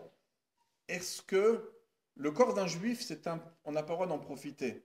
La question, c'est est-ce que le corps d'un non-juif, on peut en profiter ou pas? Donc, dans la loi pénale, c'est permis de profiter d'un mort. La question, c'est est-ce qu'on peut profiter d'un non-juif au niveau pour quelque chose qui n'est pas de vie et de mort? Alors, il faut savoir qu'un grand rav en Barcelone, le Rashba, il y a 700 ans, a écrit dans le Siman 365, dans sa tchouva, que c'est aussi grave de profiter d'un juif que de profiter d'un corps d'un non-juif. Donc les deux sont interdits. Et comme ça, le Rabbi Yosef Karo pense. Rabbi Yosef Karo, dans le Shulchan Aruch Siman 349, halakha 1, il écrit clairement qu'on n'a pas le droit de profiter d'un corps d'un non-juif comme d'un juif. Les deux sont interdits. Alors il y a d'autres opinions. Ceux qui ont étudié Baba Kama, page 10, il y a le Tosfot le Tosfot Shor là-bas qui dit que de corps d'un non-juif, on a le droit. Il y a même une contradiction entre le Rashba, mais en tout cas, ça sort que c'est évident qu'un médecin qui travaille, qui est dentiste et qui reçoit des choses, puisqu'aujourd'hui on a tellement le choix d'avoir des choses naturelles ou des choses à base d'animal, c'est mieux de ne pas utiliser de mort. Mais par contre, ceux qui voudra se reposer sur des opinions qui permettent, il y a des opinions qui permettent, donc il y en a qui vont permettre de profiter du corps d'un non-juif, malgré que c'est bien sûr, attention, un non-juif, on ne va pas ni le tuer, mais ça c'est une grande question qui se pose. Ça c'est une autre facette de la question. Il y a des pays qui ne sont pas organisés comme les nôtres. En Chine, il faut savoir que si vous allez là-bas, parce que les gens ils ont besoin de cœur ou de poumons, là-bas c'est plus facile d'en avoir, bizarrement. C'est pas si bizarre que ça. Dans les prisons, il y a plein de voyous. Et des fois, le juge, il se pose la question, est-ce que celui-là, on le met à mort ou pas? Mais il y a 2 millions de dollars, hein, quelqu'un qui a besoin d'un cœur. Ah, le dossier? Oui, celui-là, il mérite la mort. Et comme ça se passe. C'est des rumeurs qui sont plus que des rumeurs aujourd'hui. Et donc, c'est des questions qui ont été posées au rabbin à Jérusalem, à Rav Eliashiv, dans les années 90. Est-ce que j'ai le droit, avec ma conscience, d'aller dans un pays pareil, où là-bas, facilement, ils vont même tuer quelqu'un pour te sauver la vie? Et pourtant, c'est une question de vie et de mort. Alors, est-ce qu'on peut faire confiance en un État qui est laïque? Est-ce qu'on a le droit de faire confiance? Là, la dit en général que oui. La Gemara dans Gittin, page 10, et on a dans Baba Batra, page 3, vous savez qu'il y a une halakha dans le Shulchan Aruch qui dit qu'une synagogue, on n'a pas le droit de la détruire, bien sûr, même si on en construit une autre. À la place, on veut la détruire pour en construire une autre. Pour pouvoir détruire une synagogue pour construire une autre, c'est où qu'on l'a construit à la base avec une condition. Mais si on n'a pas fait de condition, on construit contre la base, il faut d'abord construire l'autre et ensuite tu pourras la détruire. Mais ne laisse pas une ville un moment sans sa synagogue, même si c'est ton intention de construire. Et même si quelqu'un y prend de construire une synagogue, ça coûte 2 millions d'euros, je dépose 2 millions d'euros chez le président, c'est en gage. Même le Magan Avraham, il dit en 152, on n'a pas le droit de faire ça. Peut-être qu'on va devoir sauver la vie de quelqu'un, on va avoir besoin d'argent, que ça passe avant la synagogue, etc. Puis d'un jouim, etc. Donc on ne peut pas faire ça. Par contre, la Gemara pose la question, elle dit, mais à l'époque de Hordous, le roi, il a détruit une partie du temple pour construire plus beau. Et c'est Baba Ben Bouta qui lui a permis, à l'époque, de le faire. Comment il s'est permis de faire ça? On n'a pas le droit. Alors, la Gemara, elle dit, Amar Malka Akartura. Si le roi dit de déraciner une montagne, on déracine la montagne. Le gouvernement a une puissance. La parole d'un gouvernement, c'est plus fort que le gage que je donne au président, 2 millions d'euros. C'est plus fort. Donc oui, on a confiance à un État. Par contre, lorsqu'il y a trop de rumeurs sur l'État qui se sont confirmées, malgré que la Chine vous dira, mais jamais on fait ça. Mais concrètement, les rumeurs se confirment, le Rav Eliashiv va trancher. Que même si c'est le plus grand des rabbins, qui a besoin d'un cœur, il ne va pas aller récupérer dans un pays qui peut mettre à mort un non-juif pour nous sauver la vie. Il dit c'est un chilul Hashem qui dépasse tout. Donc c'est pour ça qu'il faut maximum. Par contre, de recevoir dans un pays normal, toute la question de donner, on a dit tout à l'heure au nom de la discussion Rav Wosner, c'est pour le donneur. Pour le receveur, d'après tout le monde, a le droit de recevoir. On a le droit de recevoir un cœur, un poumon, on peut tout recevoir, mais dans un pays normal, avec des lois normales, strictes, et pas des pays qui vont, chas v'shalom, mettre des gens à mort pour nous sauver la vie. Donc ça, c'est un point important. Maintenant, il y a une question, on va encore quelques minutes d'attention, par rapport à donner son rein, par exemple. Est-ce qu'on se doit de donner un rein pour sauver quelqu'un? Parce que nous, on a, dans la Torah, on essaie d'être très très moral et on se dit, est-ce que je dois, est-ce que j'ai le droit? Alors, il y a une question très intéressante. Dans la Mishnah de Ta'anit, page 17, tout le monde connaît cette Mishnah, c'est apporté dans différents endroits, que si une personne, elle voit quelqu'un se noyer ou se faire tabasser par des voyous, la halakha nous dit, vas-y, sauve, fonce, plonge. Mais le Talmud reste assez vaste. Elle ne parle pas, mais si je me mets en danger, peut-être que ça parle que j'ai deux baraqués qui sont en train de tabasser quelqu'un avec un bâton, et moi j'ai une arme. Donc peut-être la halakha me dit, tu n'as pas le droit de croiser les bras, tu fonces. Mais ça va sûrement bien se terminer, tu as une arme. D'accord, on ne parle pas d'un peureux qui a peur de tirer. Une arme. Et donc voilà. Non, ça arrive la peur, hein. Attention, c'est humain. La première fois que j'ai fait l'armée, en 2000, ils nous ont pris, on venait de terminer les entraînements après 4 mois intensifs, ils nous ont amenés directement à Hebron dans les années 2000, lorsqu'il y avait l'Antifada, on s'est retrouvé avec 300 personnes avec des pierres en train de venir vers nous, ils nous ont dû tirer, on n'avait que des balles en caoutchouc, on n'avait pas le droit de leur tirer avec des vraies balles, et on devait viser les genoux, etc., pour pas qu'on va les blesser gravement. On n'avait pas, regardez l'humanité qu'on a dans notre armée. Mais concrètement, hein, est-ce que lorsqu'on va sauver quelqu'un, est-ce que on doit le faire même à risque de avoir un danger? Alors, le Hagot Maimoniot sur le Rambam, il amène au nom du Talmud de Jérusalem que Resh Lakish, une fois, s'est mis en danger pour sauver quelqu'un. Et donc, on peut même se mettre en danger parce que lui, il va sûrement mourir si j'agis pas, et moi, je vais peut-être mourir. Vaut mieux rentrer dans un doute de mort pour sauver quelqu'un qui est sûrement qui va mourir. Comme ça, il écrit. Mais dans le Siman 426 du Shulchan Aruch Rochen Mishpat, c'est l'avant-dernier Siman du Shulchan Aruch.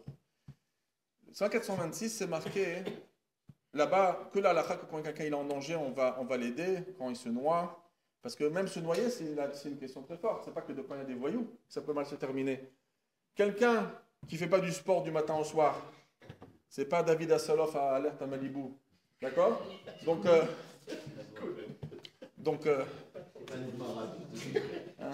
c'est mon frère qui m'en a parlé. Non, j'ai été le voir à Los Angeles en 2005, il m'a dit ici c'est Malibu et il m'a parlé de ce type. Et moi, comme mon souvenir, j'ai des bons souvenirs. Voilà. Donc, tu te rappelles? Oui. Ok. Oui, mais c'est une famille. Alors, concrètement, si je vais pour sauver quelqu'un et que je ne fais pas du sport du matin au soir, même eux, j'imagine qu'ils vont avec leurs planches et leurs bouées, etc. Parce que quand la mer, elle est dangereuse, etc. Surtout que sachez que quand vous plongez pour sauver quelqu'un qui est en train de se noyer, la personne est hystérique. En étant hystérique, ce qui se passe, c'est que pas toujours il coopère. Vous venez pour l'aider, mais lui, il vous tape au mieux de se laisser prendre. Et ça arrive très souvent, beaucoup de gens racontent d'abord, des fois ce qui se passe, c'est que les deux meurent, ou bien c'est que lui il a réussi à se sauver et le sauveur est mort, ça arrive souvent. Et des fois il y a de la bagarre dans l'eau, parce que quand il voit qu'il ne le lâche pas et qu'il va à tout prix, il a peur, donc il le tire vers le bas, ben la personne a un peu plus de souffle que lui parce qu'il est témoin dans l'eau, donc il va commencer à se battre avec lui pour se défaire. Donc on peut souvent, quand on n'est pas professionnel, on ne va pas avec une bouée, quelque chose, ça peut mal se terminer. Donc, est-ce qu'on se doit d'aller alors? Dans le Siman 426 de Rochen Mishpat, le Smeh, le Sefer Miratenaim, il écrit, il fait une remarque. Il dit comment ça se fait que le Maïmonite, le Rabbi Yitzhak El-Fassi, qui sont les grands décisionnaires, le Rabbeinu Asher, qui était en Espagne, et le Tour Rabbi Yaakov Ben Asher, ces quatre-là n'ont pas apporté ce Yerushalmi qu'il faut se mettre en danger pour sauver quelqu'un. Donc, il dit sûrement que la halakha, elle est que je vais sauver quelqu'un que quand j'évalue fortement que je n'ai pas de risque. Mais de prendre un risque, un danger de mort pour sauver quelqu'un, je n'ai pas le droit de le faire. Ou je ne suis pas obligé de le faire. Mais en tout cas, et comme ça, il tranche, il dit que si le Shulchan Aruch, même que le Beit Yosef a amené le Hagot Pomiot, mais dans le Shulchan Aruch, il n'a pas apporté, ça veut dire qu'une personne n'a pas le devoir de se mettre en danger pour sauver la vie de quelqu'un. Si c'est sûr que ça se termine bien parce que c'est une ceinture noire de karaté et que c'est qu'un petit jeune qui est en train de frapper un autre, ou bien qu'il a une arme, etc., il se doit d'y aller. Ou c'est un très bon nageur avec une bouée, etc., il se doit de plonger. Mais s'il se met en danger pour aller le sauver, la halakha ne demande pas à une personne de faire ça. Comme ça, le Balatania, le Morazaken, tranche dans le Shulchan Aruch, c'est 329 halakha 8, il écrit qu'un juif ne doit pas se mettre en danger de sa vie pour aller sauver un autre. Alors je ne parle pas, bien sûr, attention, ça parle dans la vie quotidienne. Il y a une autre loi qui ne s'appelle pas la vie quotidienne, ça s'appelle la guerre. Et l'armée, c'est complètement autre chose. La guerre, c'est fait que sur ça. Si les soldats ne vont pas commencer à sauver leurs amis en danger, ils ne vont pas se mettre en danger, la guerre, c'est la guerre. Donc c'est d'autres lois. Moi, je parle dans la vie quotidienne, une personne n'a pas le devoir de se mettre en danger pour aller sauver quelqu'un. La seule question, donc c'est comme ça la conclusion. L'autre question, c'est la suivante. Est-ce que, même que je n'ai pas le devoir, est-ce que j'ai le droit? Peut-être la halakha dit non, tu n'as pas le droit. Tu sais pas super bien nager, ou tu n'es pas un grand athlète, ne plonge pas le sauver, ou bien je vais quand même essayer. Tu as deux personnes super baraquées en train de tabasser un juif avec des bâtons ou un non-juif, vous allez pour aller le sauver, et ça peut se terminer bien comme se terminer mal. C'est un doute. Est-ce que j'ai le droit? Alors très intéressant, les décisionnaires arrivent en conclusion qu'on a le droit. C'est pas obligé, donc quelqu'un il a son conscience tranquille s'il n'y va pas, mais il a le droit de se mettre en danger pour sauver quelqu'un. Pourquoi? Et ça se base, ce même Rabbi Cheskel Lando que je vous ai dit, qu'il avait répondu à Londres, il a écrit une autre réponse dans le Siman 10, pas 210, mais 10 cette fois-ci. Et il écrit, il faut savoir qu'aujourd'hui, notre vie elle est assez sécurisée au niveau du travail. Il y a beaucoup de lois qui interdiraient à un patron de mettre en danger ses ouvriers. Un ouvrier qui est mal protégé, je peux vous assurer que le patron il va en prison. Donc, à l'époque, ce n'était pas du tout comme ça. Et il y a des centaines d'années en arrière, dans aucun pays, il y avait des lois qui protégeaient comme ça. Et il faut se rappeler qu'à l'époque du Talmud, il y a une question qui s'était posée il y a des années à Moshe Feinstein, il y a 35 ans, et ils ont dit, est-ce que l'assurance vie, on a le droit de prendre, ou c'est un manque de confiance en Dieu? C'était une question qu'on posait à un rabbin. Il a répondu, mais l'assurance vie, elle existe dans le Talmud. C'est pas en Amérique qu'ils ont inventé l'assurance vie. L'assurance vie, elle existe depuis 2000 ans. Dans le Talmud, dans le 5e chapitre de Baba Batra. Là-bas, c'est marqué quoi? Que vous savez qu'à l'époque, les gens, ils voulaient gagner leur vie. Donc, pour gagner, comme tout le monde. Pour gagner sa vie, très souvent, il fallait prendre des bateaux. Alors, comme aujourd'hui, quand on va en Somalie, ça risque de tourner mal. D'accord? Il y a des pirates. À l'époque, il y avait des pirates de partout. C'est pas que dans les films, hein. C'est pour de vrai. Donc, pas qu'aux Caraïbes. Donc il y avait des pirates un peu partout. Et en plus, c'est que le bateau était dangereux. Les bateaux d'il y a 2000 ans, on pouvait partir et s'en revenir. C'était des allées et face en retour. La mer, elle est un peu énervée. Un bateau, c'est le Titanic, il est tombé. Des bateaux en bois de l'époque, il y a 2000 ans, c'était dangereux. Donc, la première assurance vie, elle est marquée dans le Talmud. Il y a 2000 ans, c'est marqué que les gens, quand ils allaient faire leurs marchandises, ils sortaient à Akko, là-bas, à la mer, pour aller en Alexandrie, en Égypte, faire des affaires, etc. La mer pouvait être dangereuse. Ce qu'on faisait, c'est qu'on déposait une bourse, allez, 100 euros, chacun dépose 100 euros, et que si la personne elle pouvait revenir sans sa marchandise, parce qu'elle a été attaquée par des pirates, elle pouvait venir, j'ai payé l'assurance, j'ai le droit à 5000 euros. Et la veuve, si le mari ne revient pas couler, elle va, mon mari l'a déposé de l'argent. Donc l'assurance vie existait déjà à l'époque du Talmud. Mais il s'est posé la question très simple. Il dit, mais pourquoi une personne a le droit d'aller faire du business quand elle se met en danger de vie? À l'époque de travailler, c'était de se mettre en danger. Et ne croyez pas, quand à l'époque on sortait dans les... Aujourd'hui, il y a tellement d'habitations qu'il n'y a plus de loups, d'ours, etc. Mais à l'époque, quand les gens ils allaient chasser à manger, il y avait plein qui ne revenaient pas. Dans les pays chauds, aujourd'hui ils prennent tout. En Afrique, on cherche les lions maintenant, tellement qu'ils en ont tué. Les gens ils essayent de tout faire pour les garder. Mais à l'époque, ça se promenait de partout, les tigres, les lions. Les gens, pourquoi on faisait la prière de Harvit quand il faisait jour à l'époque? Parce que personne ne pouvait traîner dans la rue. Qui c'est qui traîne dans la rue à 6 heures du soir quand il fait nuit? Il y a ou des loups, ou des ours, ou des voyous. Donc, de travailler à l'époque, c'était de se mettre en danger. Qui te permet de te mettre en danger pour aller gagner ta vie? Tu gagnes ta vie, tu gagnes 2000 euros. Pourquoi tu vas aller faire des affaires en Alexandrie ou en Europe, acheter du tissu? Si tu peux... Parce que pour vivre, on a le droit de se mettre en danger. Alors, puisque pour la panassa, pour gagner sa vie, on a le droit de se mettre en danger, les rabbinim ont conclu que quelqu'un a le droit de se mettre en danger pour sauver la vie d'un homme, qui n'est pas moins important que de gagner sa parnassa, gagner un peu plus d'argent, comme ça. Donc, c'est pour ça que pour la question d'offrir un rein, alors à l'époque, d'offrir un rein, il y avait quand même le danger des opérations. Aujourd'hui, le niveau est tellement monté que l'opération est devenue facile.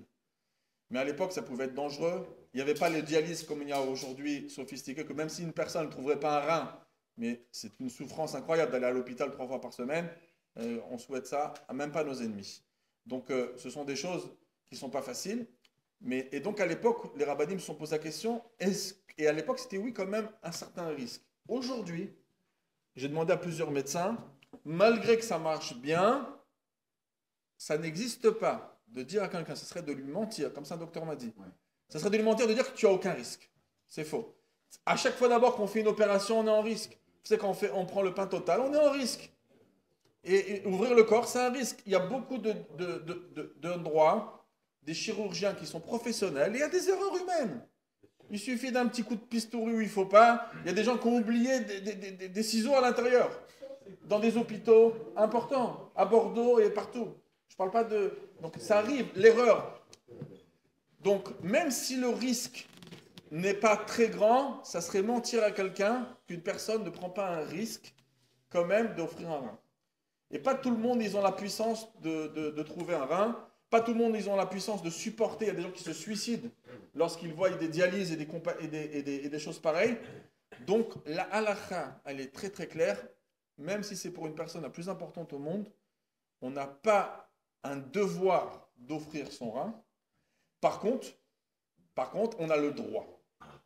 On a le droit, basé sur ce que j'ai dit, on peut prendre un risque pour quelqu'un, surtout que le risque ici n'est pas énorme, mais il existe. Donc, on a le droit de le faire. Donc, sans aucun problème, quelqu'un qui veut offrir, il peut le faire. Mais quelqu'un ici veut avoir sa conscience tranquille, veut dire je ne vais pas le faire, est-ce que c'est grave? La personne peut partir à cause de moi. La halakha nous permet de ne pas rentrer dans aucun risque pour sauver la vie de quelqu'un. Surtout que lorsque je vais plonger pour sauver quelqu'un, je me mets en risque, peut-être je vais sortir indemne. Mais là, je ne sors pas indemne parce que j'ouvre mon corps, je donne une partie de mon corps, je me blesse. Alors il y a une anesthésie, mais je me blesse. Donc c'est ce qu'on appelle un issur chabala. Alors ici c'est simplement, pourquoi on doit sauver quelqu'un? C'est l'otamod al-dam recha, non-assistance en personne en danger, c'est marqué dans le Shulchan, dans la Torah. Mais qui nous a dit que pour une mitzvah, un interdit de la Torah, on a besoin de se blesser? Donc c'est évident qu'il n'y a pas d'obligation à le faire, mais on a le droit. Et est-ce qu'on pourrait dire à quelqu'un qui l'a fait, chapeau? La halakha dit oui, chapeau. Oui, quelqu'un qui a offert son rein, même des fois c'est de la famille à son enfant ou un truc comme ça, c'est quand même chapeau. Et c'est approuvé. C'est approuvé, mais on ne va pas dire tu dois le faire, c'est important de le faire. Si tu as décidé de le faire, kol hakavod. Chapeau, c'est ce qu'on dit. Donc, on a un petit peu... alors, je vais laisser là pour le moment des questions. Mais donc, on va faire le tour de questions. Mais on a un petit peu... C'est évident qu'on pourrait parler encore une bonne heure et demie de ces sujets qui sont très intéressants. Il y a beaucoup d'autres facettes. Mais voilà, ça sera peut-être pour une prochaine fois, mais on va faire un tour de questions. Mais en tout cas, ça m'a fait un grand plaisir de votre venue. Et le plus important qu'on doit se rappeler, c'est plutôt le début du shiur. Le début du shiur, l'importance de la santé, l'importance de la vie. Et la Torah, elle est prête à mettre tout de côté pour qu'une personne est capable de vivre encore quelques minutes de plus. Calva Chomer, qu'on doit tout faire. Si on transgresse le Shabbat pour vivre plus, on doit tout faire pour se maintenir en vie. Et malheureusement, les personnes ne font pas toujours attention à leur santé. Et donc, je me parle personnellement, je parle à tout le monde. Donc, faites attention à votre santé. Parce que Bereshit, bara, le début, c'est d'avoir la santé.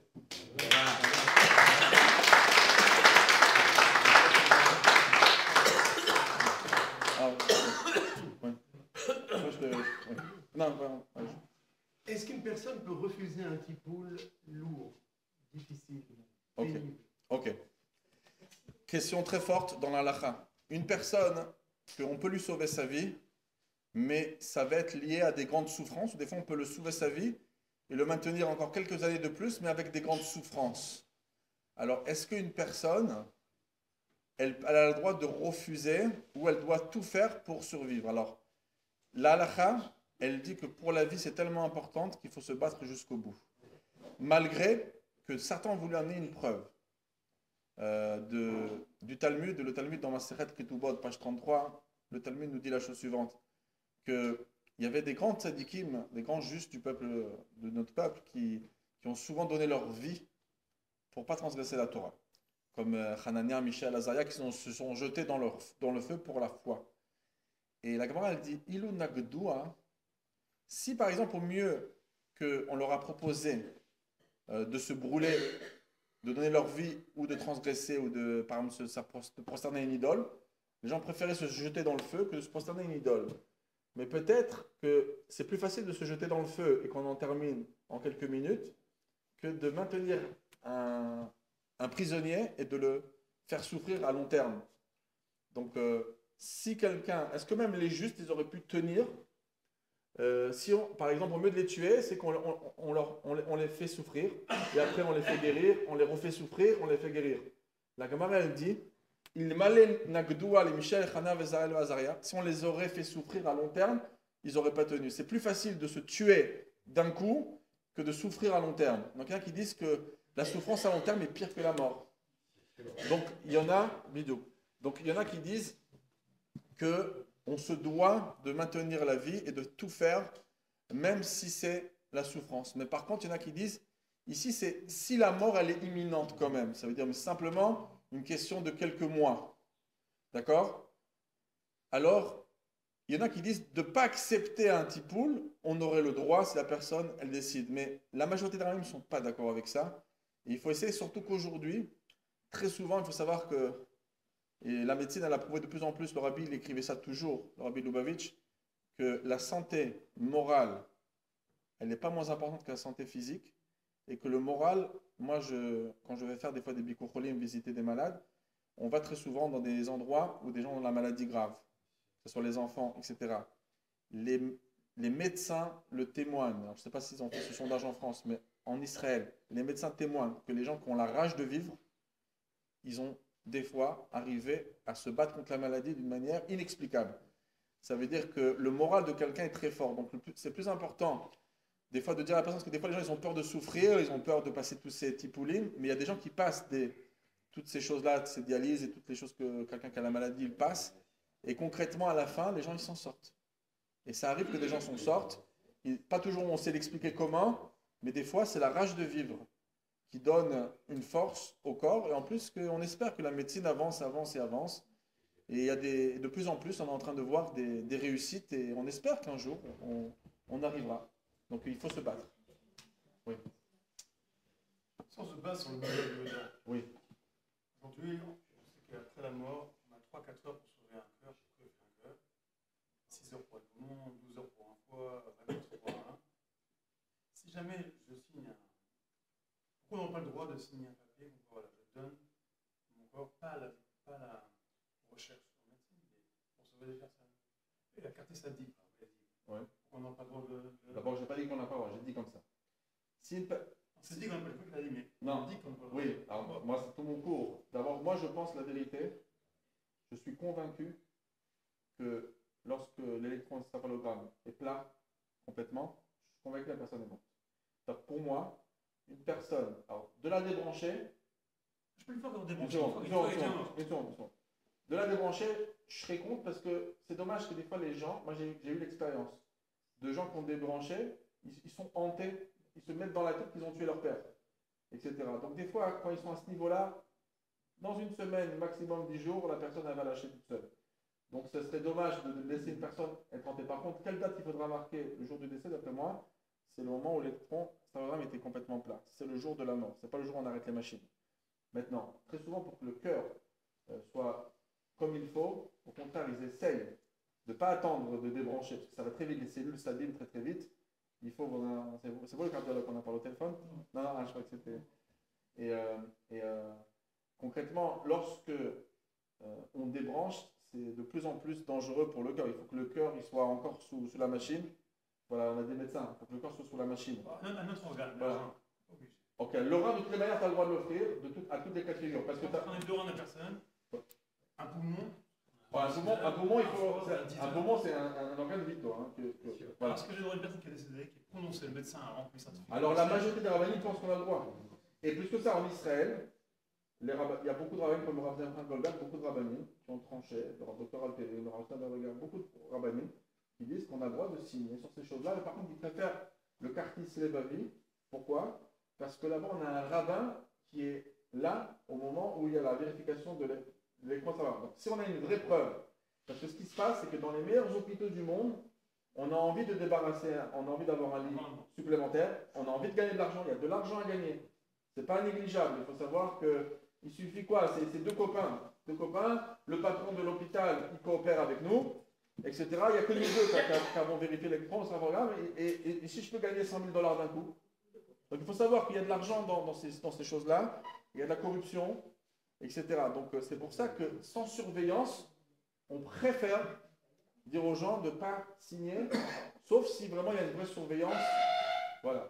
Mais à la base, si on pense que la personne est morte, il n'y a pas de problème. Même si ce n'est pas signature, au moment qu'il y a eu le décès, on demande à la famille ce que vous voulez offrir sur les 5 personnes. On l'a fait. Alpi à la fin, on a le droit, sauf ceux qui ont peur du Rav Wosner ou du Rav Eliashib, que pour eux, comme le cœur est encore animé par les machines, la personne est décédée. Oui, mais en général. Ça fonctionne encore. Peut-être pas le cœur, c'est 3-4 heures. Le moins, c'est le cœur. Les poumons, c'est plus. Le foie, c'est 12 heures. Ok, alors ces choses-là, c'est sûr que oui. Ça, c'est sûr que oui. Là, et pour sauver quelqu'un, tous les rabbins ont posé, le Khatam Sofer, le Maram Shik, tout le monde est d'accord avec ça. Comme le Nabi Yoda, oui. Ok. Bon, nous attachons qu'on parle que des bonnes choses.